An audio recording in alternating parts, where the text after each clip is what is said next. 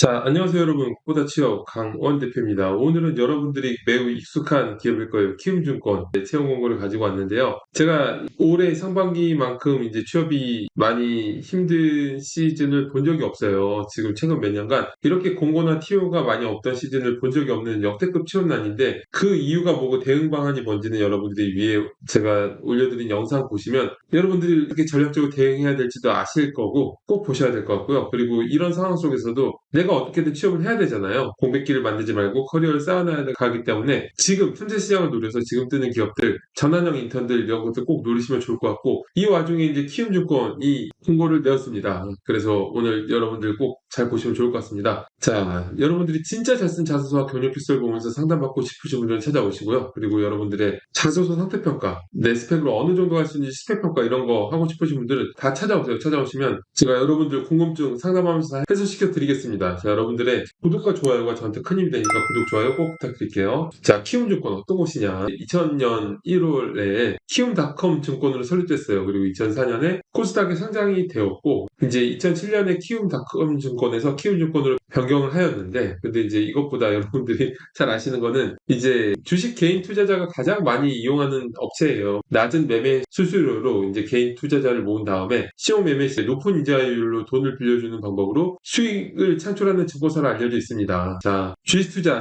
하니까 저도 이제 생각이 나는데 저도 이제 수많은 개미들 중에 한 명이어서 주식 투자 눈물 나네요. 자, 아무튼 투자에 몰입하지 마시고 보시면 자, 이번에 여러 가지 직무를 뽑아요. 꼭 직무가 경영 관리, 글로벌 전략하고 컴플라이언스, 감사 이런 거죠. 이제 그런 직무가 채용을 하고 있고 플랫폼 비즈니스, 리테일 이런 부분으로 채용이 진행되고 IT, 디지털 요즘 금융권 다 IT 많이 뽑죠. IB, 리서치 직무로 채용이 진행이 되고 있습니다. 그리고 이제 접수 기간은 6월 23일, 23시까지니까 꼭 잊지 말고 지원하셔야 좋을 것 같고요. 자, 그리고 여러분들이 은행하고 증권은 조금 채용의 포인트가 달라요. 은행 같은 경우는 사실은 캐릭터가 굉장히 중요해요. 이 사람이 얼마나 은행에 어울리는 캐릭터인지가 중요한데 물론 모든 문과 업무가 캐릭터가 중요하겠지만 은행은 유독 그런 것 같아요. 여러분들이 은행에 가면은 느껴지는 캐릭터가 있죠. 그런 사람들이 이제 많이 뽑히고 사실 금융권에 대한 관심도가 없던 사람들도 많이 뽑혀요. 그런데 증권사는 명확하게 주식 투자, 이제 증권 쪽에 관심이 있는 사람들이 뽑히는 경향이 있기 때문에 스펙 문제보다는 일단은 내가 증권업이나 주식 투자 이런 거에 관심이 없으면은 제 생각에는 이제 넣는 게 그게 효율은 없을 것 같아요. 일단은 관심 있는 분들이 많이 가는 업종이고 자, 자소서를 보도록 할게요. 자, 자소서는 총 5가지 항목이에요. 자, 키움증권이 이번에 항목이 좀 까다로운 것 같아요. 왜냐면은 항목마다 두루뭉실하게 겹치는 것들이 있어서 뭘 해야 될지 여러분들이 좀 헷갈리는 부분이 있을 것 같은데 자, 명확하게 말씀드릴게요. 자, 1번은 첫 번째는 500자인데 이제 현재의 자신이 잘 나타낼 수 있도록 기술하십시오. 성장 과정, 삶의 가치관, 장단점 등이니까 500자인데 이걸 다 쓰려고 하지 마시고 이 중에 하나를 쓰시면 좋아요. 제가 볼 때는 여기에는 성장 과정을 쓰시는 게 좋을 것 같아요. 성장 과정의 소제목이 삶의 가치관이 되는 거죠. 성장 과정을 쓰면 좋은데 성장 과정은 여러분들이 살면서 가치관에 영향을 끼쳤던 사건을 선정해서 스토리텔링 하는 거거든요. 그래서 소재를 20대 전을 써도 되고 20대 후를 써도 되는 항목이긴 하지만 근데 또 너무 최근에 대학 졸업하고 업무했던 일을 쓰면은 이게 아무래도 가치관이나 성장 과정이라는 포인트에 조금 벗어날 수가 있어서 그거 조심하셔야 될 것 같고요. 그리고 또 너무 어릴 때 있어서도 나중에 다 쓰고 나면은 활용하기가 조금 부담스러워요. 너무 유치해 보여서. 그래서 여러분들이 이러한 포인트를 잘 맞춰서 소재를 선정하시는 게 좋을 것 같고요. 자, 그리고 명심해야 될 부분은 성장 과정 같은 항목은 구체적인 솔루션이 필요한 항목이 아니라 열정이나 가치관 이쪽으로 포인트를 맞추는 거니까 그렇게 타이트하게 하나하나 솔루션을 도출하는 과정을 쓰진 않아도 돼요. 그런 느낌은 절대 아니다.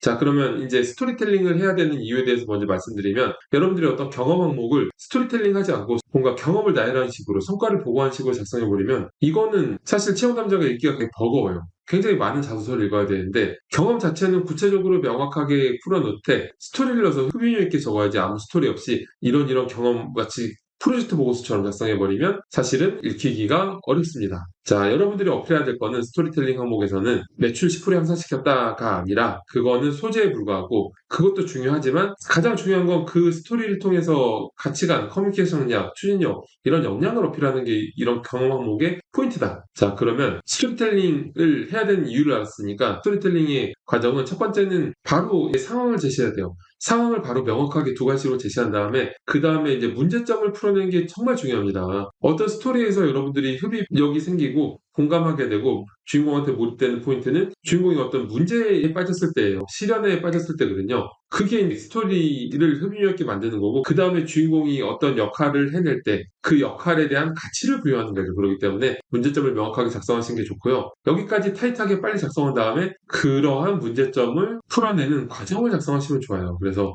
이 과정을 구체적으로 작성하고 여기서 어필해야 될 거는 그런 과정에서 어떤 가치관을 얻었냐겠죠. 자, 이렇게 하면 좋을 것 같고요. 자, 두 번째 항목은 증권업에 지원한 이유와 키움증권을 선택한 이유에 대해 작성한 항목인데, 자, 이건 200자죠. 200자니까 이제 심플하게 이제 왜 증권업인지, 왜 그 중에서도 키움증권인지를 뭐 전체적으로 두세 문장 정도로 작성하면 좋을 것 같은데, 자, 증권업에 작성한 이유는 조금 막연해도 돼요. 좀 추상적이고 막연하게 여러분들 경험 기반에서 관심도를 작성하시면 되는데, 근데 이제 그 중에서도 왜 키움증권인지는 명확하게 키움증권의 어떤 포인트를 성장, 비전, 최초, 최고 등에 맞춰서 선정을 한 다음에 그 다음에 진정성 있게 작성하시면 좋습니다. 자, 지원 동기가 여긴 200자지만 지원 동기를 여러분들이 앞으로 작성할 때 어떻게 작성해야 되는지 제가 위에 굉장히 명확하게 영상을 만들어놨으니까 참고하시면 좋을 것 같고요. 자, 그리고 세 번째, 본인의 역량 및 성장 가능성을 구체적인 사례를 들어서 기술하는 항목인데 이거 500자죠. 근데 이제 다음 항목 4번에 또 역량을 작성하는 항목이 있어요. 그래서 직무 수행시 필요한 역량이죠. 그렇다면은 사실은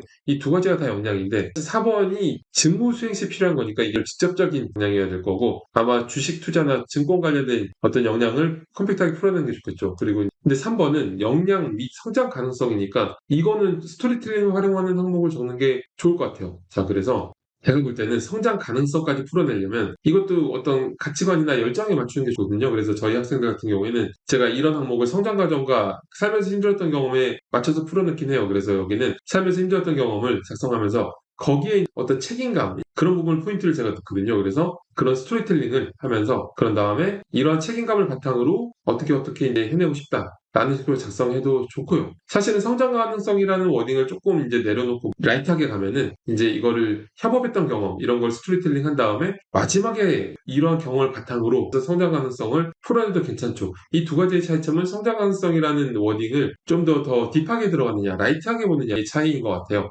여러분들이 선택하기 나름이라 생각합니다. 자, 그리고 4번은 이제 이거는 본인이 지원한 직무 수행 시 가장 필요한 역량이 무엇이고 역량을 갖추기 어떠한 노력을 해야 하는지를 작성하는 거니까 이런 거 같은 경우에는 여러분들이 스토리텔링을 하는 게 아니라 직접적인 경험을 작성해야 되겠죠. 직접적인 경험은 뭐예요? 이제 가장 중요한 거는 여러분들의 증권 관련된, 주식 관련된, 투자 관련된 그런 여러분들의 경험들, 공모전, 무슨 동아리 활동, 또 프로젝트 이런 거 했던 것들을 쫙 적거나 그거보다 더 중요한 건 뭐예요? 여러분들이 중고신입이나 인턴으로서 경험했던 것들 이런 경험들을 컴팩트하게 풀어낸 다음에 이러한 경험으로부터 여러분들이 점성을 향상시켰다 이렇게 작성하시면 가장 좋은 방법입니다. 자, 그리고 추가로 기재를 희망하는 경우 자유롭게 기술해 주십시오. 이게 참 난감한데 보통은 이제 500자 정도가 있으면은 추가로 기재를 희망하는 거는 보통 포부 같은 것들 있죠. 그런 걸 작성하는 경우가 많은데 200자니까 여기서도 제 생각에는 면접 때 마지막 멘트 느낌으로 이제 포부를 짧게 작성하는 게 좋을 것 같아요. 입사 후에 이런 업무를 수행하다가 그러한 전문성을 바탕으로 저런 업무까지 수행하고 싶다라는 단계적인 포부를 구체적으로 작성하는 게 좋을 것 같습니다.